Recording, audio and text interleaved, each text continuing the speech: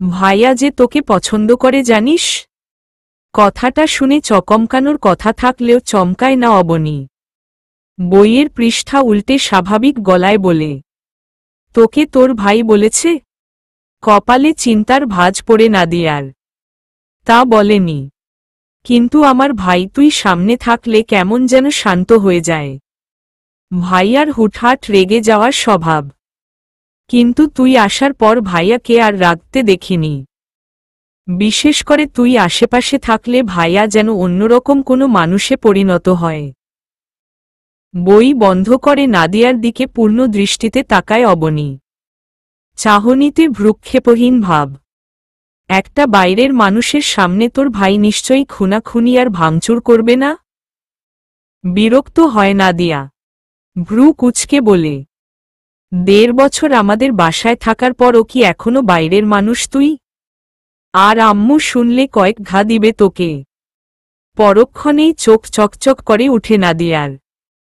প্রফুল্লচিত্তে পুনরায় বলে, শুন, আমার ভাবি হয়ে যা প্লিজ। তুই আমার ভাবি হলে বেশ জমবে কিন্তু।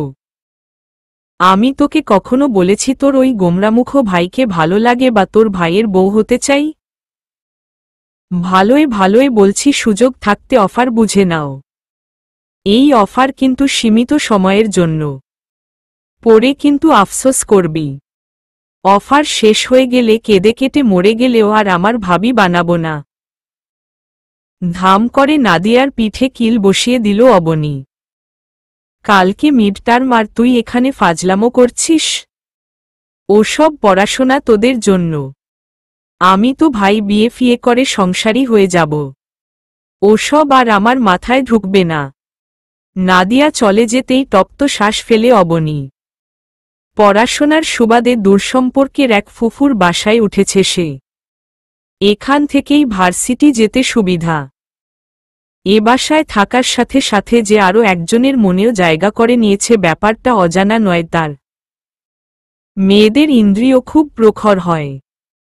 দূর থেকে তাকে দেখলেও বুঝতে পারে। মানুষটার চোখের ভাষা সে বুঝে। মাতাল করা চাহনি।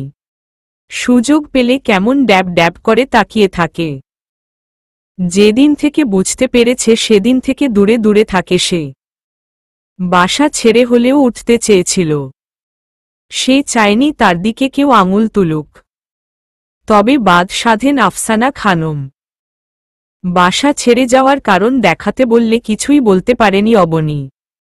অতঃপর আফসানা খানম সাফ সাফ গলায় বলেছিলেন, কারণ দেখাতে না পারলে বাসাও ছাড়তে পারবি না। বাসা ছেড়ে যাওয়া হয়নি, তবে নিজেকে গুটিয়ে নিয়েছে সে। নিজের অনুভূতিকেও করেছে সতর্ক। নিজের সীমারেখা যেন অতিক্রম না করে।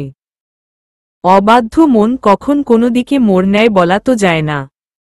চুলোয় চায়ের পানি বসিয়েছেন আফসানা খানম। সন্ধ্যার নাস্তায় কি বানানো যায় ভাবতে ভাবতে উনার পিছনে এসে উপস্থিত হয় অবনী। কি ভাবছ ফুফু? আজ নাস্তায় কি খাবি? অবনী অনুরোধের সুরে বলে, আজ নাস্তা আমি বানাই ফুফু। খেয়ে আর কাজ নেই। পরে তোর মা বলবে তোকে দিয়ে আমরা কাজ করাই। মাই বলেছে তোমায় হাতে হাতে সাহায্য করার জন্য।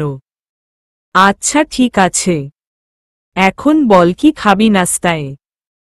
গরম গরম চায়ের সাথে সিঙারা বানানোর আয়োজন চলছে। আফসানা খানম সিঙারা বানিয়ে দিচ্ছে আর অবনী সেগুলো ভাজছে।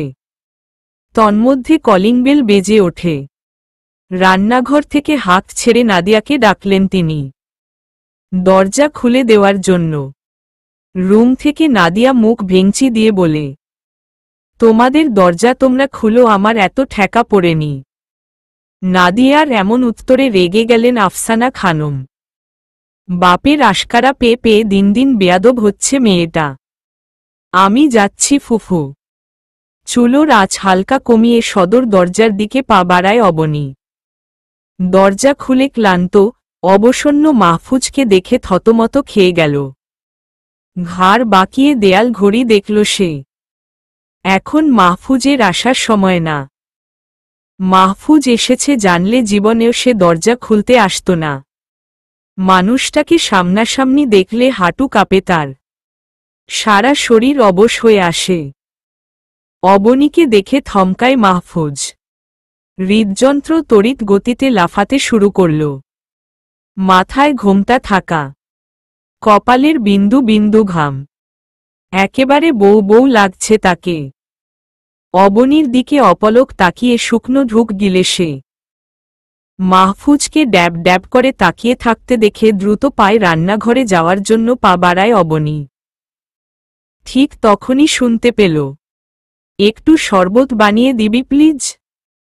রান্নাঘরে যেতেই আফসানা খানম প্রশ্ন করলেন, কে এসেছে রে? অবনী ফ্রিজ খুলে লেবু বের করতে করতে জবাব দেয়, তোমার ছেলে এসেছে। আজ এত তাড়াতাড়ি? জানি না, তবে হাতে অনেকগুলো শপিং ব্যাগ দেখলাম। আর কথা বাড়ায় না কেউ। অবনী লেবুর শরবত বানিয়ে নিয়ে গেল মাহফুজের কাছে। ট্রি টেবিলের উপর গ্লাসটা রেখে ধীর গলায় বলে, তোমার শরবত। বলে আবারও দৌড় লাগায় রান্নাঘরের দিকে। এতক্ষণ চোখ বুজে ছিল মাহফুজ। অবনীর আওয়াজ পেয়ে মাথা তুলে তাকায়। ততক্ষণে সে রান্নাঘরে চলে গেছে। নৈশব্দে হাসে মাহফুজ। মেয়েটা যে তার থেকে পালিয়ে পালিয়ে থাকে বেশ বুঝতে পারে। নিজের অনুরক্তি লুকানোর কত চেষ্টা মেয়েটার। সপ্তাহ খানেক চলে গেল।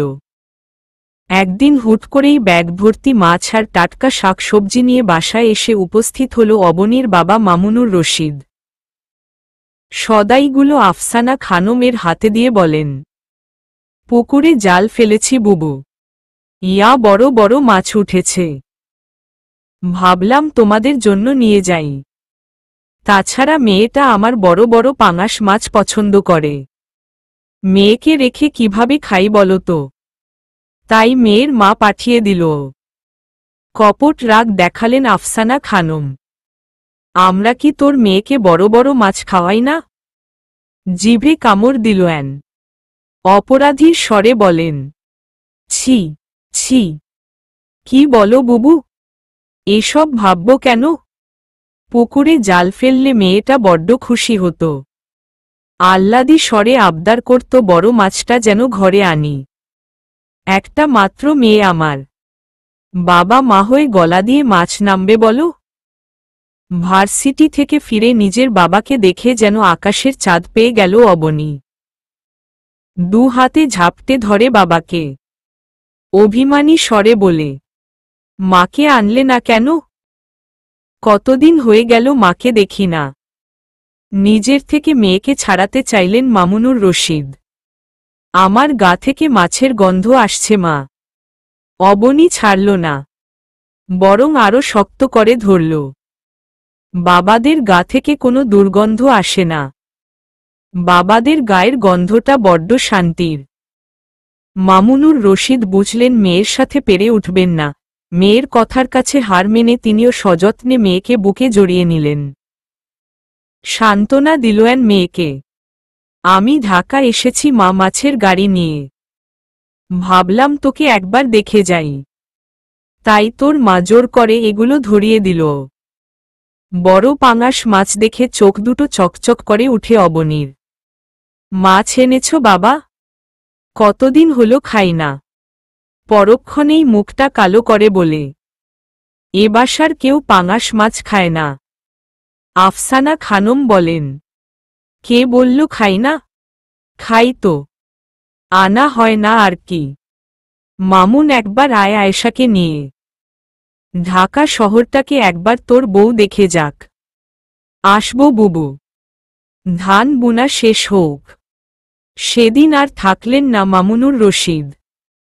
ঘণ্টা তিনেক থেকে আবার ফিরে গেলেন গ্রামে। রাতে রান্নার সময় অবনী বায়না করে সে রান্না করবে। নিজের মতো করে ঘন ডাল, পাঙাশ মাছ ভুনা আর করলা ভাজি করে।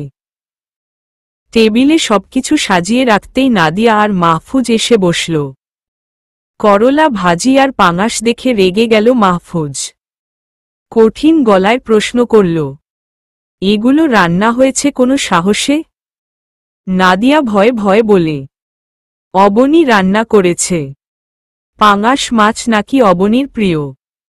মামু নিয়ে এসেছে গ্রাম থেকে। অবনীর প্রিয় শুনে কিছু না বলে মাহফুজ চেয়ার টেনে বসল। এর মাঝেই সেখানে আফসানা খানম আর অবনী এলো। ফুফু, আজ আমি সবাইকে খাবার বেড়ে দেই? মিষ্টি হেসে সায় দিলেন আফসানা খানম। অবনী সবার পাতেই একটু একটু করে করলা ভাজি দিল। প্লেটে করলা ভাজি দেওয়ার পরও মাহফুজকে হাঙ্গামা করতে না দেখে বিস্ময় চোখ ছানাবড়া হয়ে গেল আফসানা খানম এবং নাদিয়ার। চোখ বড় বড় করে দুজন দুজনকে দেখতে লাগল। এ যেন অষ্টম আশ্চর্য কিছু। আফসানা খানম হতবিহ্বল চোখে ছেলের খাওয়ার দিকে তাকিয়ে রইলেন। ছোট ছোট লোকমা মুখে তুলছে মাহফুজ। নিজের চোখকে বিশ্বাস করতে পারছেন না তিনি। যে ছেলে করলার নাম শুনলেই রেগে যায় সেই ছেলে কিনা বিনা বাক্যে করলা ভাজি দিয়ে ভাত খাচ্ছে। উনাকে আরও অবাক করে মাহফুজ বাটি থেকে এক পিস পাঙাশ মাছ পাতে তুলে নিল। মাথা ঘুরতে লাগল উনার। সব কেবল স্বপ্ন স্বপ্ন মনে হচ্ছে। নিজের খাওয়ার কথা ভুলে গেলেন তিনি। অবিশ্বাস্য গলায় প্রশ্ন করলেন, তুই আমার ছেলে মাহফুজ তো? ভার্সিটি থেকে একটা মিনি ট্যুরের আয়োজন করা হয়েছে। ভোরে রওনা হয়ে সন্ধ্যার আগেই ফিরে আসবে। নখ খুঁটছে নাদিয়া। টেনশনে হাত পা ঠান্ডা হয়ে আসছে। ভাইয়া আমাকে জীবনেও যেতে দিবে না। অবনীর হাত দুটো ধরে অনুনয় করে নাদিয়া। তুই একটু ভাইয়াকে বল না। আমি জানি তুই বললে ভাইয়া রাজি হবে। তোর কথা কখনো ফেলবে না। অবনী ফাঁকা ঢুক গিলে বলে, আমি? হ্যাঁ তুই। তুই বললে ভাইয়ার সাথে সাথে রাজি হয়ে যাবে। Please please please. আমার অনেক দিনের শখ তাজমহল দেখব।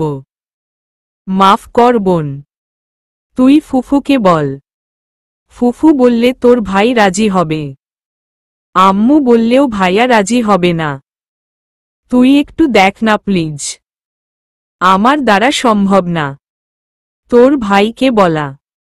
মুখটা পাংশুটে হয়ে গেল নাদিয়ার। মলিন স্বরে বলে, আচ্ছা তাহলে তুই যা। তপ্ত শ্বাস ফেলে অবনী, আচ্ছা যাচ্ছি।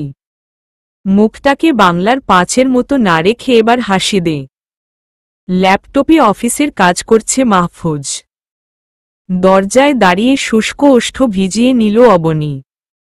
মিনমিনে গলায় বলে, আসব? চমকায় মাহফুজ। শুধু চমকাল না, অবনীকে নিজের রুমের সামনে দেখে ভীষণ অবাকও হল।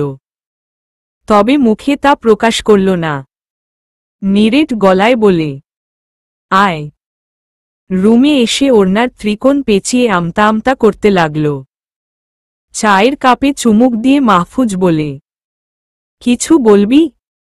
শুকনো ঢুক গিলে কাপা কাপা গলায় চোখ বন্ধ করে বলে, নাদিয়া ট্যুরে যাবে।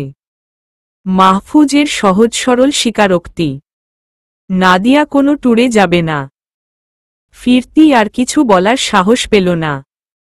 সুরসুর করে বেরিয়ে গেল রুম থেকে।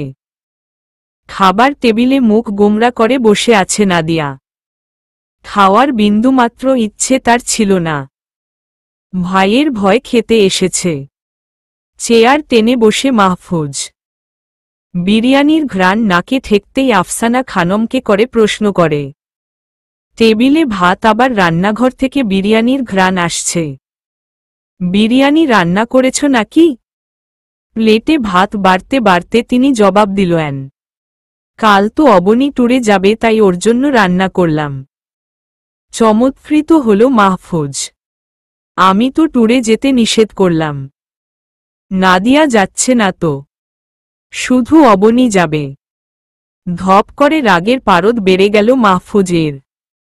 ক্যাটক্যাটে গলায় বলে, সবাইকে কি নাম ধরে বলতে হবে যে ট্যুরে যাওয়া যাবে না? নাদিয়া যাবে না মানে কেউ যাবে না। অবনী গেলে সমস্যা কি? তোর বোন তো আর যাচ্ছে না। আমি যেহেতু নিষেধ করেছি কেউ যাবে না। সো কেউই যাবে না। আফসানা খানম চোখের ইশারায় অবনীকে আশ্বস্ত করা মাহফুজের নজর এড়াল না। কাল যদি কেউ বাসার বাইরে পা দেয় তাহলে আমার চেয়ে খারাপ কেউ হবে না। উদাস ভঙ্গিতে আকাশ পানে তাকিয়ে আছে অবনী। আকাশে মিটিমিটি করে তারকা জ্বলজ্বল করলেও মনের আকাশে মেঘ জমেছে। যে কোনো সময় হবে ভারী বর্ষণ। রুমের মধ্যে পায়চারি করতে করতে বলল, তোকে আমি এই জন্য অফার করেছি ভাইয়াকে বিয়ে করার জন্য। তুই ভাইয়াকে বিয়ে করলে তোকে দিয়ে আমি আমার প্রতিশোধ নিতে পারব। আমায় কোথাও যেতে দেয় না। নাদিয়ার বকবকানিতে বিরক্ত হয় অবনী। এমনিতেই মনটা ভার। রাজ্যের বিরক্তি নিয়ে তাকায় নাদিয়ার দিকে।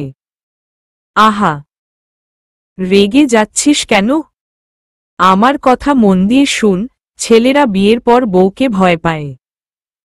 বউয়ের ভয় চুপ থাকে। সবার সাথে উঁচু গলায় কথা বললেও বউয়ের কাছে এলে বিড়াল হয়ে যায়। মিনমিন করে। একবার যদি তুই আমার ভাবি হয়ে যাস তো কেল্লা ফতে। আমি সব শোধ তুলতে পারব। শুরু হয় অবনীর চাহনি। নাদিয়ার দিকে দৃষ্টি স্থির রেখে রোগর গলায় বলে, রবার্ট ক্লাইভ যেমন মীর জাফরকে সিংহাসনে বসিয়ে নিজে বাংলাকে শাসন করেছে সেরকম? তুই তো মীর জাফরের মতো ঘরের শত্রু বিভীষণ। ফুস করে নিঃশ্বাস হচ্ছে ফেলে নাদিয়া। তুই আবার ইংরেজ শাসনের দিকে যাচ্ছিস কেন? আমি তো শুধু তোকে বুঝালাম। তোকে যেতে নিষেধ করেছে বলে তোর মন খারাপ। ভাব সেই ছোট থেকে ভাইয়া আমার সাথে এমন করছে। অবনীর হাত মুঠোবন্দি করে অনুনয় করে পুনরায় বলে, আরে ইয়ার রাজি হয়ে জানা। আমি ড্যাম সিউর ভাইয়া তোকে ভালোবাসে। আমার সামনে বাঘ অথচ তোর সামনে গেলে মেউ মেউ করে। ভাইয়াকে নাকে দড়ি বেঁধে ঘুরানোর জন্য এর থেকে সুবর্ণ সুযোগ আর হবে না। আমার সামনে এলে তোর ভাই মেউ মেউ করে? তাহলে খাবার টেবিলে ওটা কি ছিল? ওটা ছিল কিছু একটা। এবার তুই রাজি হয়ে যা। শুধু একবার হ্যাঁ বল। তোর ওই খারস, রসকসহীন, কাঠখোট্টা ভাইকে যদি বিয়ে করি তাহলে তোর কথা শুনে নাকে দড়ি বেঁধে ঘুরাবো কেন? আমি আমার মতো করে তোর ভাইয়ের মাথায় রেখে কাঁঠাল ভেঙে খাব। খুশিতে চকচক করে উঠে নাদিয়ার চোখ। তার মানে ভাইয়াকে বিয়ে করতে তুই রাজি? অবনী নাক ফুলিয়ে জবাব দেয়, না, রসকসহীন মানুষকে বিয়ে করে নিজের জীবনের সমস্ত রস উগলে দিতে পারব না। আর যাই হোক এমন নিরামিষ মানুষের থাকা সম্ভব না। নিমপাতারও রস থাকে। তিতা কিন্তু রস তো থাকে। কিন্তু তোর ভাইয়ের তাও নেই। নিমিষেই মুখটা চুপসে গেল নাদিয়ার। তোর একটা বড় ভাই থাকলে তোকে আমি জিজ্ঞেসও করতাম না। ধরে বেঁধে কাজী অফিস নিয়ে গিয়ে বিয়ে করে ফেলতাম। অবনী ঠাট্টার সুরে বলে, আছে তো একটা। বিয়ে করে ফেল।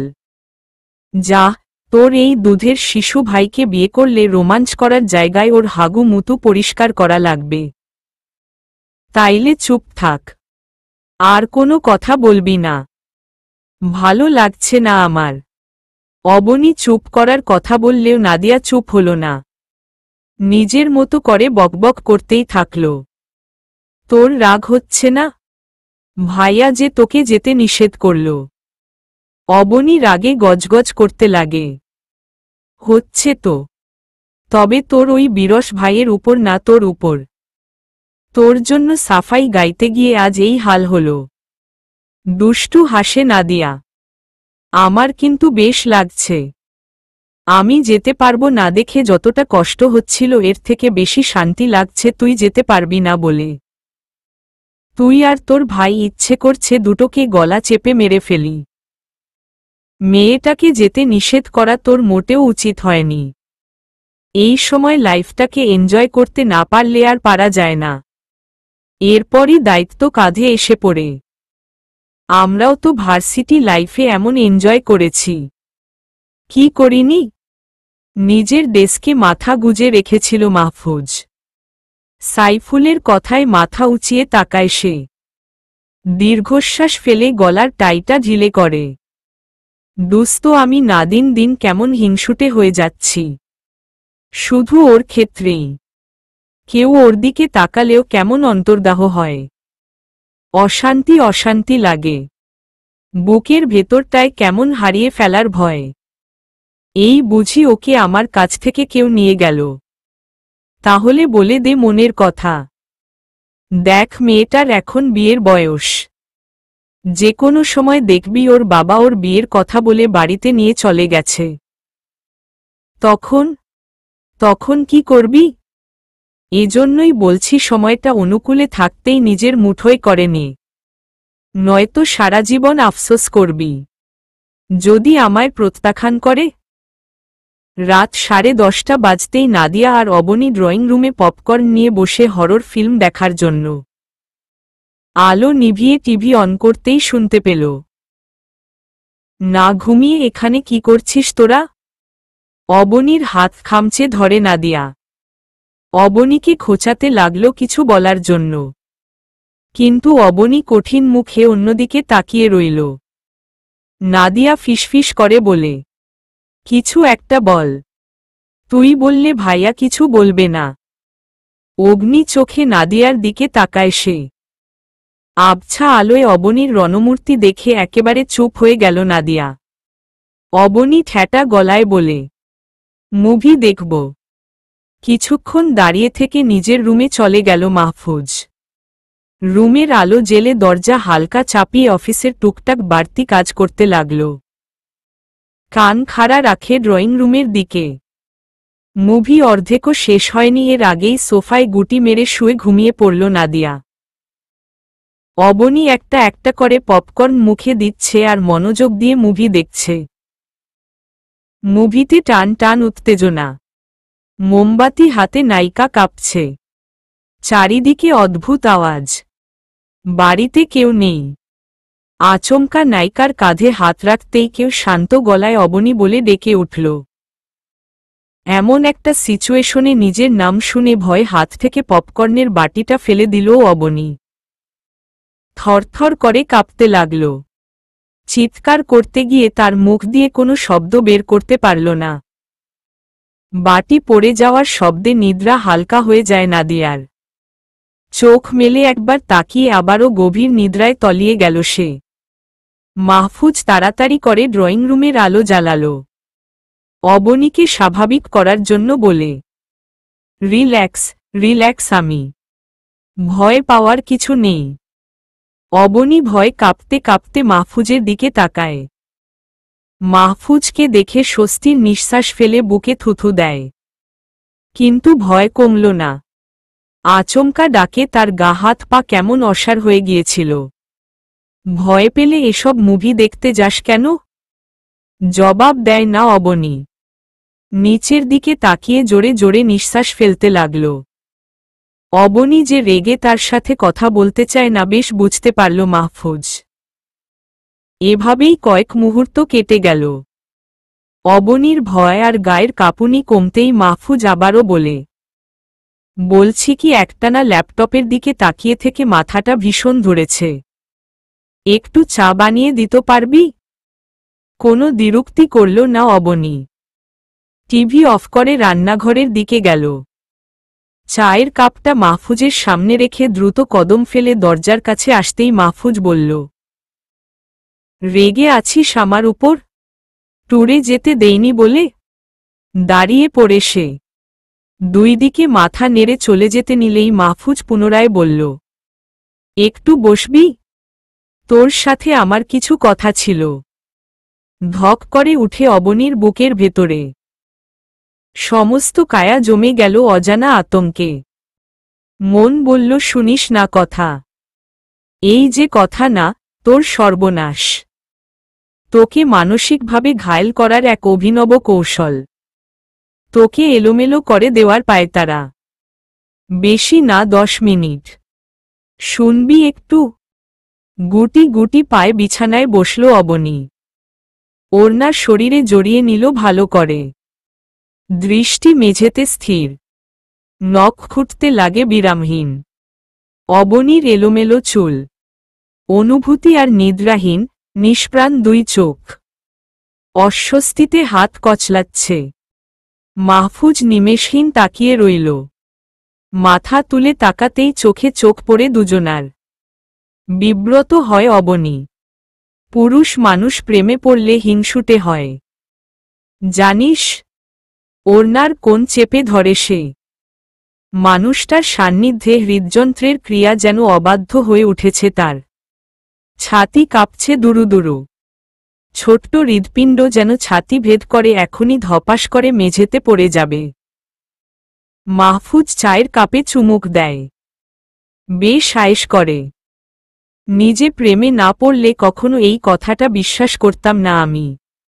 আগে ভাবতাম প্রেমিকরা এমন কেন, প্রেমিকারা কোথাও যেতে বললে নিষেধ করে কেন, কিন্তু এখন বুঝি। অবিন্যস্ত চুলে আঙ্গুল চালায় মাহফুজ। শান্ত গলায় পুনরায় বলে, কাউকে ভালোবাসলে কেমন যেন ভয় ভয় থাকে মন। এই বুঝি টুক করে কেউ এসে নিয়ে গেল ভালোবাসার মানুষটাকে। এই ভয়টা আমারও হয়। সর্বক্ষণ কেমন একটা হারিয়ে ফেলার আতঙ্ক গ্রাস করে। তুই অবুঝ না, আমার চোখের ভাষা বুঝিস, তাই তো আমার থেকে আড়াল করে ফেলেছিস নিজেকে। পালিয়ে পালিয়ে বেড়াস। পরপর কয়েকটা শ্বাস ফেলে নিজেকে ধাতস্থ করে নিল মাহফুজ। অবনী, আমি ভনিতা ছাড়া সোজাসাপটা ভাষায় বলছি, আমি তোকে ভালোবাসি। হাত পা বরফের ন্যায় ঠান্ডা হয়ে গেল অবনীর। শিরদাঁড়া বেয়ে প্রবাহিত হল তরল স্রোত। যেই ভয় নিজেকে গুটিয়ে রাখা, দূরে দূরে থাকা, শেষ রক্ষা আর হল না তার। অবশেষে সেই অনুভূতির সাথে মোকাবেলা করতেই হল তাকে। ছোট্ট একটা কথা, কিন্তু অদৃশ্য তাণ্ডবের সূত্রপাত ঘটালো অন্তঃস্থলে। অনুভূতিগুলোকে নিজের ভেতরে চেপে রাখতে রাখতে দম বন্ধ লাগছিল আমার। হাজারবার চেষ্টা করেছি নিজেকে দমিয়ে রাখার, কিন্তু আমি ব্যর্থ।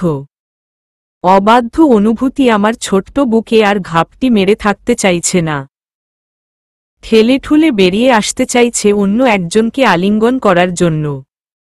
তাই এবার আর আটকানোর চেষ্টা করিনি, ব্যক্ত করেই ফেললাম, যা হবার হবে। অবনী কাপা গলায় বলে, আর কিছু বলবে তুমি? নৈশব্দে হাসে মাহফুজ। মেয়েটা পালিয়ে যেতে চাইছে, বুঝতে পারল সে। আতঙ্কিত অবনীকে ভরকে দেওয়ার জন্য বলে, ভালোবাসি। একটুখানি? না না, অনেকখানি। গলা শুকিয়ে চৌচির অবনীর। মাহফুজের দিকে তাকাতে গিয়েও তাকায় না। বুকের ভেতরে প্রলয়ঙ্কারী তাণ্ডব যা চোখে ভাসমান তা মাহফুজকে দেখাতে নারাজ সে। নিজের আবেগকে নিয়ন্ত্রণ করার জন্য ঠোঁটে ঠোঁট চেপে ধরল। ট্যুরে যেতে দেইনি বলে সরি। আমি কি করব বল? কথার মাঝে উঠে দাঁড়ায় অবনী। মাথা ভনভন করছে তার। এখানে আর একটু থাকলে যে কোনো সময় জ্ঞান হারাবে। অবিন্যস্ত পায়ে চলে যাওয়ার জন্য উদ্যত হতেই বদরাগী মানুষটা ব্যাকুল কণ্ঠে বলে, ফিরতি ভালোবাসা দিবি না? পা থেমে যায় অবনীর। কান্নারা দলা পাকিয়ে ঠেলে বেরিয়ে আসতে চাইছে। অন্তঃস্থলে উত্তাল ঝড় লণ্ডভণ্ড করে দিচ্ছে সব। এই মানুষটা বুঝে না কেন? সব সময় সবকিছু পাওয়া হয় না, কেবল দূর থেকেই ভালোবাসা যায়। দূর থেকেই ভালোবাসা নামক বস্তুটাকে অনুভব করতে হয়। কোথাও তার হাত পা দৃঢ় প্রতিজ্ঞার শেকলে বাঁধা। এক কঠিন ওয়াদার বেড়াজালে আবদ্ধ সে। এটা কখনো হওয়ার নয়। যতটুকু অনুভূতি পুঞ্জীভূত হয়েছে আপনার মনে মাটি চাপা দিয়ে দিন। সব অনুভূতি পূর্ণতা পায় না। আবারও নতুন করে শুরু করুন অন্য কারো সাথে। অনুভূতি মাটি চাপা দেওয়ার কথা শুনে চোখমুখ কঠিন হয়ে এলো মাহফুজের। নিরেট গলায় জানতে চাইল, কেন? কেন শব্দটা আর কর্ণগোচর হল না অবনীর। এর আগেই প্রস্থান করল সে। হালকা জ্বর আসার অজুহাতে ভার্সিটি যাবে না নাদিয়া। বিছানায় কাদো কাদো মুখ করে শুয়ে আছি সে। তুই আমায় ফেলে ভার্সিটি যাচ্ছিস? খুব কষ্ট হচ্ছে আমার। ইস, কতগুলো ক্লাস মিস যাবে। অনেক পড়া পিছিয়ে যাব আমি। বড় বড় চোখ করে নাদিয়ার দিকে তাকায় অবনী। নিজের কানকে যেন বিশ্বাস করতে পারছে না। এ যেন ভূতের মুখে রামনাম। আপনি আপনার এই অভিনয় ফুফুর জন্য তোলা রাখেন। আমার সামনে এমন পড়ুয়া অভিনয় না করলেও চলবে। দাঁত বের করে হাসে নাদিয়া। তুই সবকিছু এত তাড়াতাড়ি বুঝে যাস কি করে? কারণ আপনার পায়ের নখ থেকে মাথার চুল পর্যন্ত সম্পূর্ণটাই আমার চেনা। নাস্তায় ধোয়া ওঠা গরম গরম খিচুড়ি দেখে চোখে মুখে ঝলক দেখা দেয় অবনীর। বিলম্ব না করে চেয়ার টেনে বসে সে। মায়ের মতো তুমিও মনের কথা বুঝে যাও কি করে ফুফু? আমার গতকাল থেকেই খিচুড়ি খেতে ইচ্ছে করছিল। অবনীর মাথায় হাত রাখেন আফসানা খানম। কারণ তোর মায়ের মতো আমিও একজন মা। দাঁড়াও, আচারের বয়াম টানিয়ে আসি। আচার দিয়ে বেশ জমবে খিচুড়ি। শার্টের হাতা ফোল্ড করতে করতে ডাইনিংয়ে মাহফুজ এলো। খিচুড়ি দেখে কপাল কুঁচকায় সে। তোমাকে না নিষেধ করেছি সকালে এমন ভারী খাবার রান্না করতে? পেটে গ্যাস হয়। প্লেটে একটু খিচুড়ি বেড়ে আফসানা খানম বলেন, হালকা খাবার তো রোজই খাস, আজ একটু খিচুড়ি খেয়ে দেখ, ভালো লাগবে। একটুতে গ্যাস হবে না। না, খাবো না। রেডিমেড পরোটা থাকলে ভেজে দাও। টপ্ত শ্বাস ফেলেন তিনি। আফসোস করে বলেন, তোর এই খুঁতখুঁতে ভাবটা যে কবে যায় আল্লাহ ভালো জানে। ডাইনিংয়ে মাহফুজকে দেখে দাঁড়িয়ে পড়ে অবনী। রাতের কথা মনে পড়তেই অস্বস্তি বাড়ল। শুরু হয় ধুকধুকানি। অবনী, ডিম আনতে ভুলে গিয়েছি, ফ্রিজ থেকে একটু দিয়ে যাত। অবনীর নাম শুনে রান্নাঘরের দিকে তাকায় মাহফুজ। জোরসড়ো অবনীকে দেখে আবারও দৃষ্টি ফিরিয়ে নেয়। মেয়েটার যে অস্বস্তি হচ্ছে বুঝে গেল সে। ডিম দিয়ে এসে চেয়ার টেনে বসে অবনী খিচুড়ির সাথে আচার মিশিয়ে একটু একটু করে খেতে লাগল। রাতের কথা ভুলে যাওয়ার চেষ্টা চালাল। অবনীকে আর চোখে বারবার অবলোকন করছে মাহফুজ। মেয়েটার ভয়ার্ত চাহনিতেও কেমন একটা মায়া কাজ করে। ভেবেই শব্দহীন হাসে। নে তোর পরোটা আর অমলেট। দইবাত আফসানা খানমের ঝাঁঝি গলায় চমকায় মাহফুজ। অবনীর উপর থেকে দৃষ্টি ঘুরিয়ে সামলে নিল নিজেকে। একটু হলেই মায়ের কাছে ধরা পড়ে যেত। এক টুকরো পরোটা মুখে দিল। অবনী একটু একটু আচার মিশিয়ে ফু দিয়ে গরম গরম খিচুড়ি খাচ্ছে। অবনীর খাওয়া দেখে লোভ হল মাহফুজের। পরোটার প্লেটটা দূরে সরিয়ে খিচুড়ির প্লেট কাছে টেনে নিল। তুই না খিচুড়ি খাবি না? সকালে ভারী খাবারে না তোর পেটে গ্যাস হয়? তোমরা যেভাবে খাচ্ছ না খেয়ে উপায় আছে? অবনী খাওয়া শেষ করে দেয়াল ঘড়ির দিকে তাকাতেই চোখ ছানাবড়া হয়ে গেল তার। মাথায় হাত দিয়ে বলে, 9:20 বেজে গেল। 9:45 ক্লাস শুরু হবে, আমি এখনো বাসাতেই। তড়িঘড়ি করে রুমে গেল ব্যাগ আনার জন্য। তোর সময় আছে? প্রশ্ন করলেন আফসানা খানম। কেন বলো তো? মেয়েটাকে কষ্ট করে একটু দিয়ে আয়। তাড়াহুড়ায় না হয় একটা অঘটন ঘটিয়ে বসবে। আমারও তো অফিসে লেট হবে। বাইক দিয়ে একটানে দিয়ে আসবি। দেরি হবে না। ভুলে যাস না, ও কিন্তু আমাদের দায়িত্ব, একজন বাবার আমানত। আচ্ছা, ওকে নিচে যেতে বলো, আমি বাইকের চাবিটা নিয়ে আসছি। অবনী তাড়াহুড়ো করে বের হতে নিলেই বাদ সাধেন আফসানা খানম। এত অস্থির হওয়ার দরকার নেই, তোকে মাহফুজ নিয়ে দিয়ে আসবে। চমৎকৃত হল সে। যেই মানুষটার থেকে দূরে দূরে থাকতে চায় কোনো না কোনো কারণে সেই মানুষটারই সান্নিধ্য পায় সে। অনিচ্ছা সত্ত্বেও সেই মানুষটাই তার কাছে চলে আসে। ব্যতিব্যস্ত গলায় তৎক্ষণাৎ বলে, না না ফুফু, তার দরকার নেই, আমি চলে যেতে পারব। বেশি কথা বলবি না, আমি যা বলেছি তাই হবে।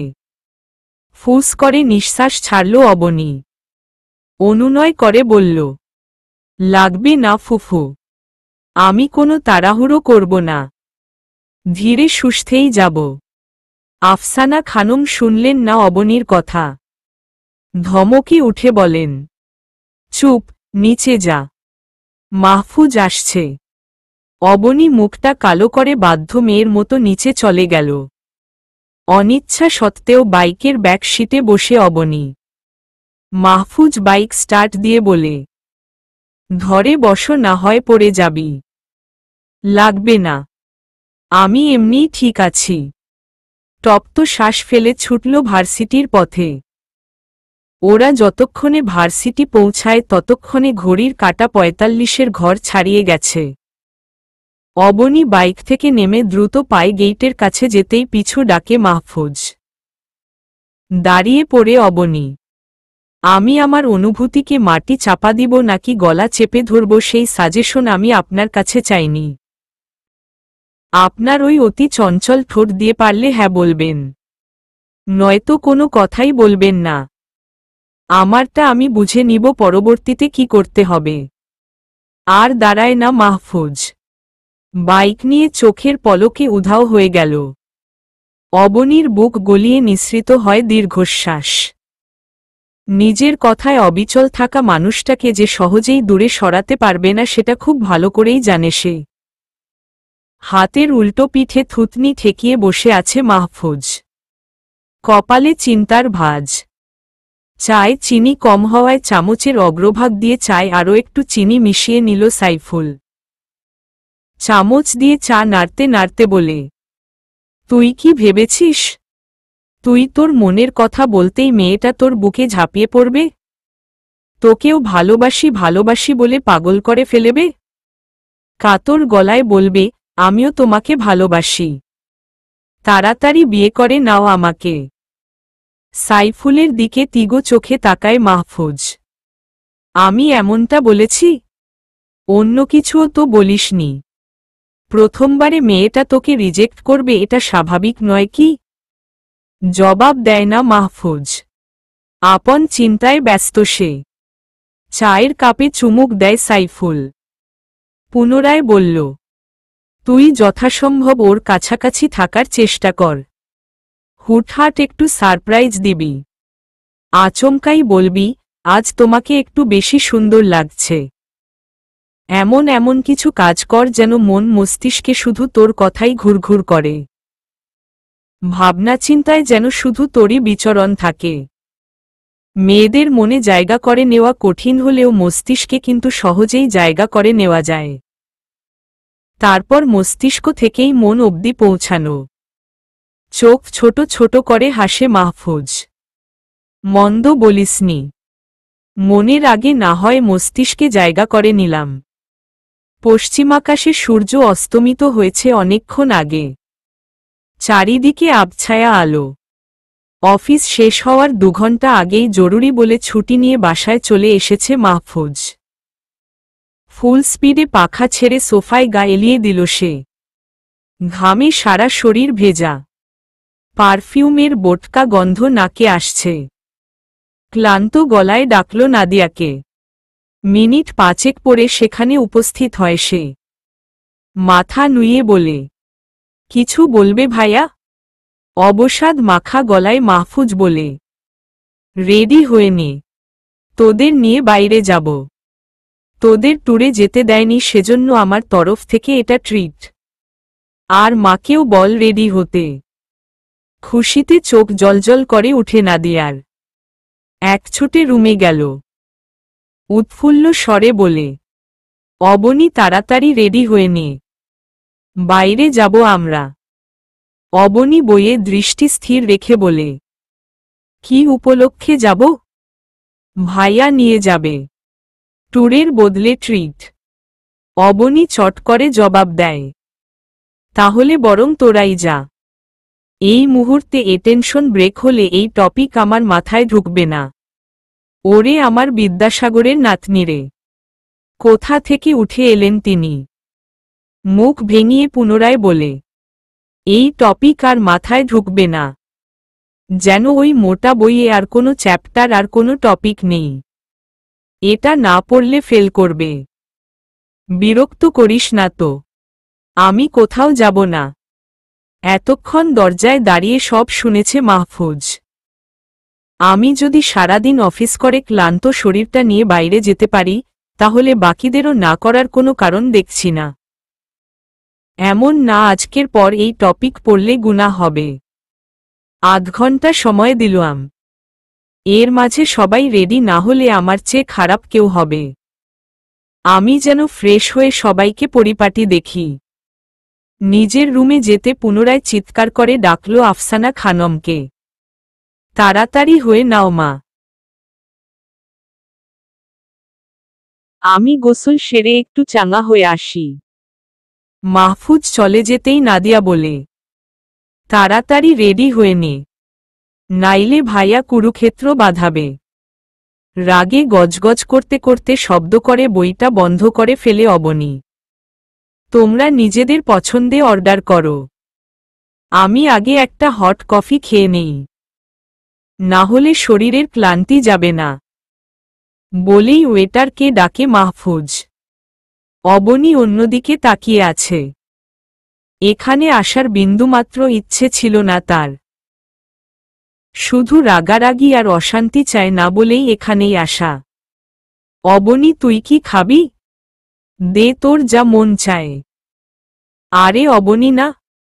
অপরিচিত কণ্ঠে নিজের নাম শুনে চমকায় অবনী। ঘাড় বাঁকিয়ে তাকায় সে। পরিচিত মুখ দেখে ঠোঁট প্রসারিত হল তার। আরে সোহেল যে, কতদিন পর, কেমন আছো? এতক্ষণ ছেলেটার দিকে তীক্ষ্ণ নজরে তাকিয়েছিল মাহফুজ।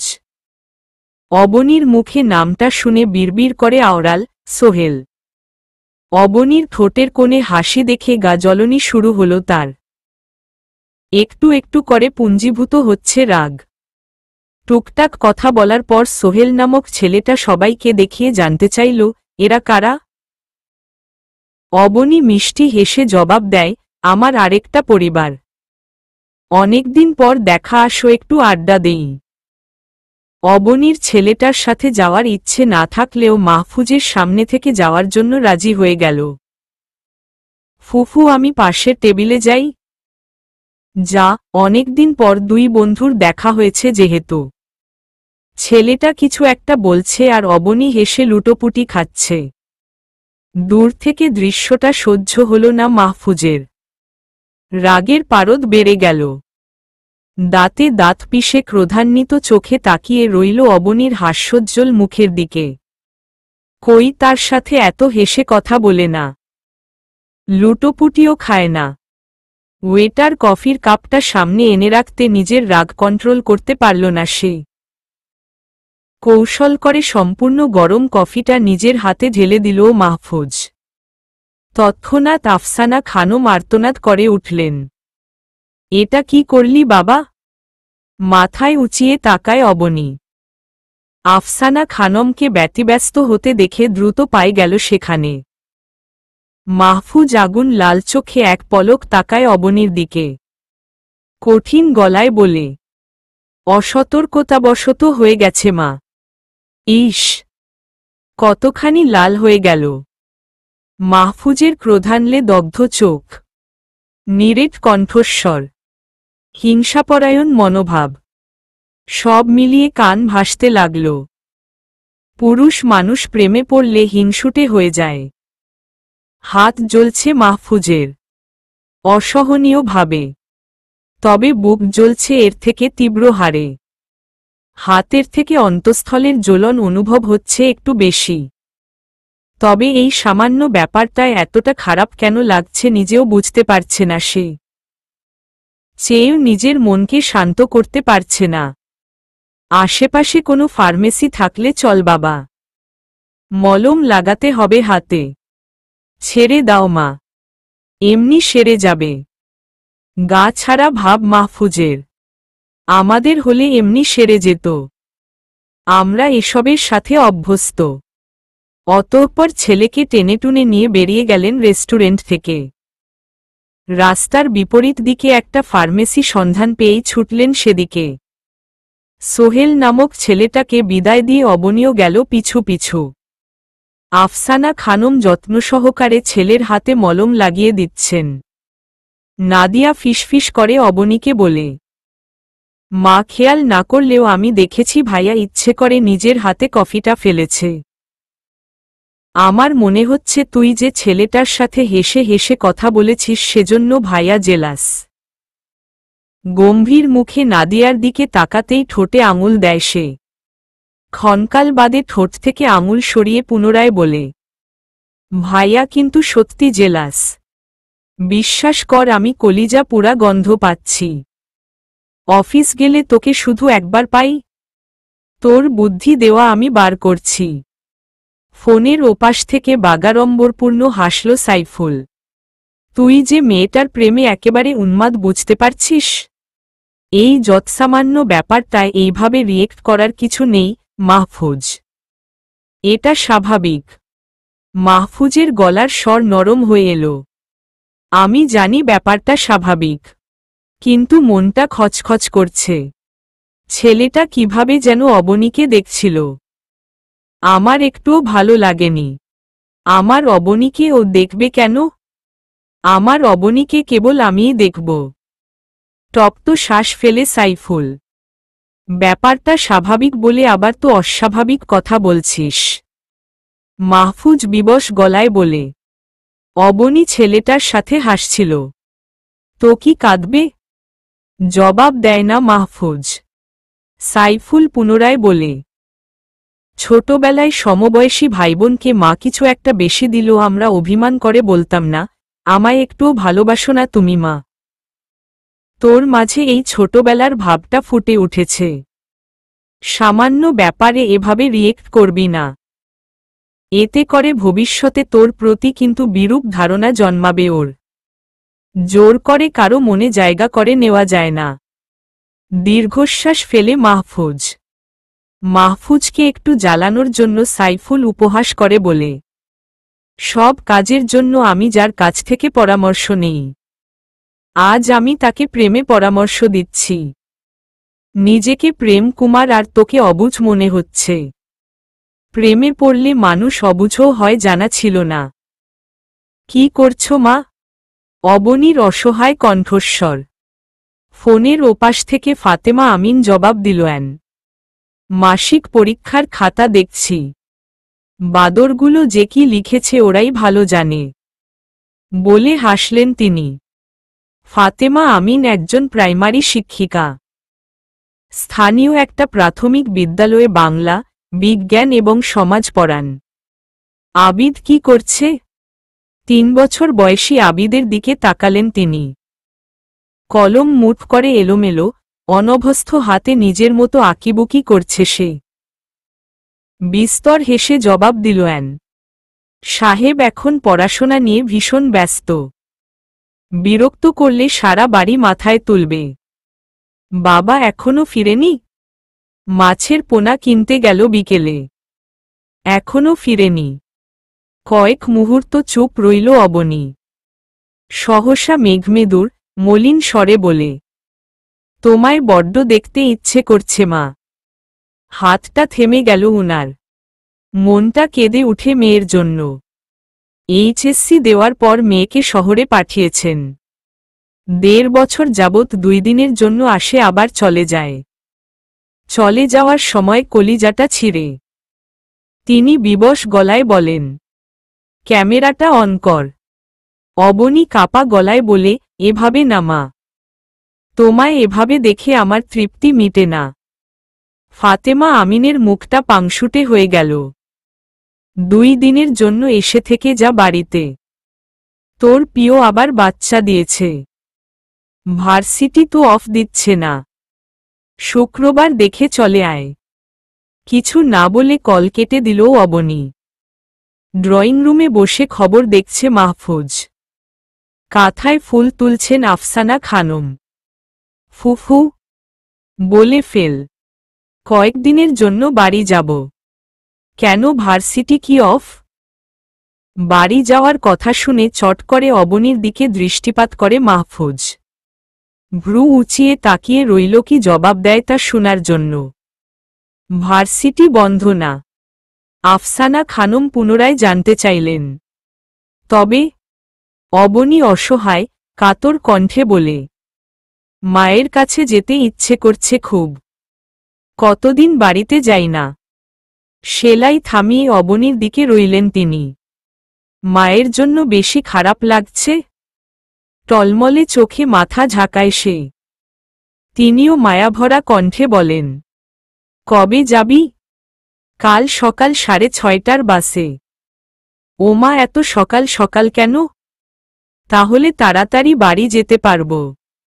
অবনীর বাচ্চাদের মতো কথা শুনে হেসে ফেলেন তিনি। বাস ছাড়ার অপেক্ষা করছে অবনী। অবনীকে বাসে তুলে দেওয়ার জন্য এসেছে মাহফুজ। একা একা যেতে পারবি তো? নিচের দিকে তাকিয়ে অবনী জবাব দেয়, হুম। বমি হয় বাসে? না। তারপরও মাহফুজ কতগুলো আচারের প্যাকেট কিনে দিল। বেশি খারাপ লাগলে খাবি। বাস ছাড়বে। একে একে সব যাত্রী বাসে উঠছে। অবনীকে তার সিটে বসিয়ে দিল মাহফুজ। সাবধানে যাবি আর বাস থেকে নেমে সবার আগে আমাকে ফোন দিবি। আমি মামুকে বলে দিব থাকার জন্য। অবনী চট করে বলে, না না, বাবাকে বলো না। ওরা জানে না আমি যে বাড়ি যাচ্ছি। মাহফুজ আচ্ছা বলে নেমে গেল। বাইরে দাঁড়িয়ে অপেক্ষা করতে লাগল বাস ছাড়ার। স্টাফরা চেক দিতে লাগে সব যাত্রী উঠেছে কিনা। অবনীর পাশের সিট ফাঁকা দেখে প্রশ্ন করলেন, পাশের সিট কি আপনার? না বোধক মাথা নাড়ায় অবনী। তিনি হাত ছেড়ে ড্রাইভার বলেন, আরও একজন যাত্রী উঠব। মিনিট 3 অপেক্ষা করেও যখন কোনো যাত্রী এলো না তখন ড্রাইভার গাড়ি স্টার্ট দিলেন। এর থেকে বেশি অপেক্ষা করতে পারবে না তারা। বাস চলতে শুরু করল। ড্রাইভার ফ্রন্ট গ্লাসে তাকাতেই দেখতে পেল একজন যুবক দৌড়ে আসছে আর হাতের ইশারা বাস থামানোর কথা বলছে। বাস থামালেন তিনি। মাহফুজ দৌড়ে হাঁপাতে হাঁপাতে বাসে উঠে ধপ করে অবনীর পাশের সিটে এসে বসে পড়ল। এতক্ষণ বাইরের দিকে তাকিয়েছিল অবনী। শব্দ শুনে তাকালো সে।